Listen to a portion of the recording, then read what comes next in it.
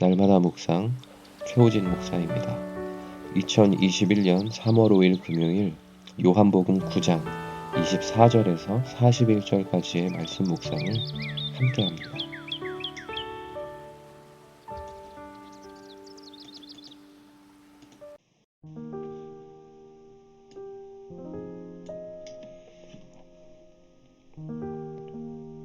선천적 맹인이 눈을 떴다는 사실, 그리고 그의 눈을 뜨게 한 자가 예수라는 사실이 유대인들에게 계속 큰 문제거리입니다.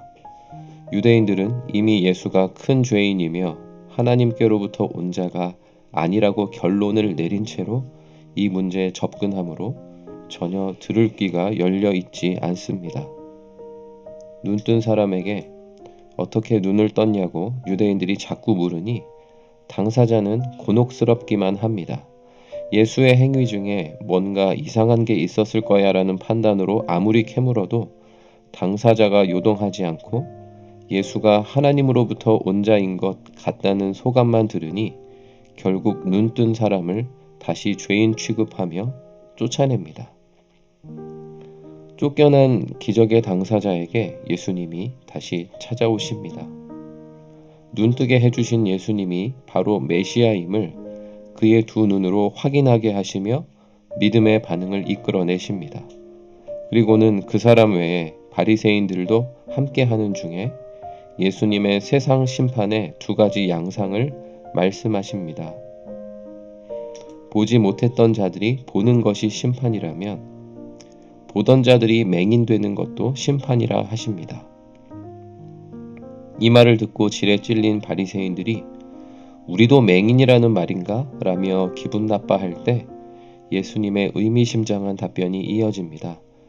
여전히 눈으로 보고 죄 짓는 죄인들이므로 맹인이 아니라 하십니다.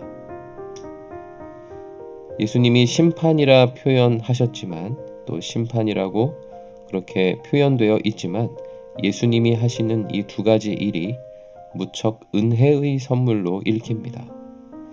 맹인처럼 못 보던 자가 보게 되는 것이 큰 은혜요.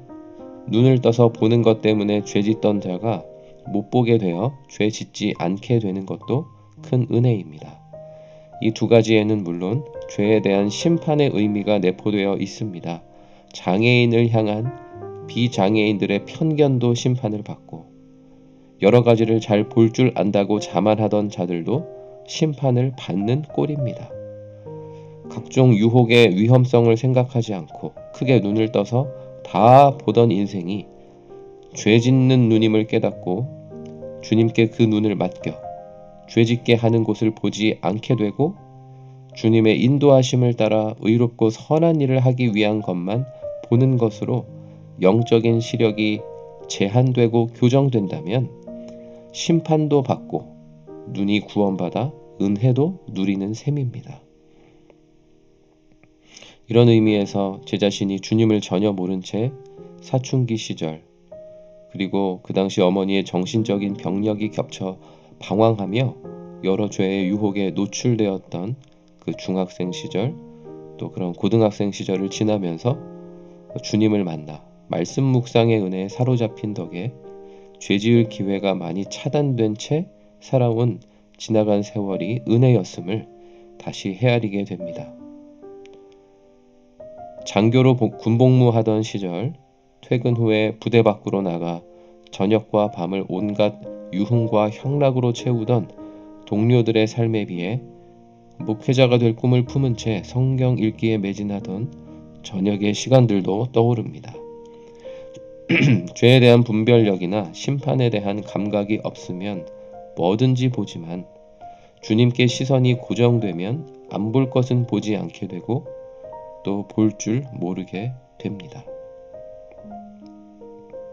그러나 여전히 좀 더 볼 줄 모르게 되어야 하는 건 아닌지도 묵상합니다. 필요 이상의 판단과 근심이 각종 세상 죄악의 뉴스들을 접할 때마다 저를 사로잡곤 합니다. 유혹받기 위해 보고 듣는 것이 아니기를 그저 주님과 함께 죄 많은 세상으로 인해 탄식하며 기도하기 위해 듣고 보는 것이 되기를 소망할 뿐입니다. 그래서 심판자 되신 주님께 또 저의 눈을 맡겨드립니다. 보면 죄짓기 쉬운 눈이니 그저 주님의 손으로 가려주시고 그러한 가운데 주님의 임재와 영광에 더욱 눈뜰 수 있기만을 간구합니다. 적용 질문 첫 번째. 주님의 은혜로 못 보던 것을 보게 된 것은 무엇입니까? 두 번째. 주님의 심판과 은혜로 이제 더 이상 보이지 않는 것은 무엇입니까? 기도하겠습니다. 하나님 아버지, 맹인되었던 저의 영안을 열어주셔서 주님의 임재와 영광을 보게 하여 주신 은혜를 찬양합니다.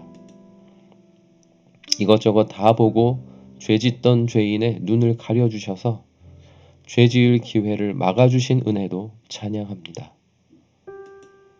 오늘도 저의 눈을 온전히 주장하여 주옵소서. 영안을 열어주시고 또 죄의 유혹에 대해서는 보지 못하도록 막아 주시옵소서. 예수님의 이름으로 기도드립니다. 아멘.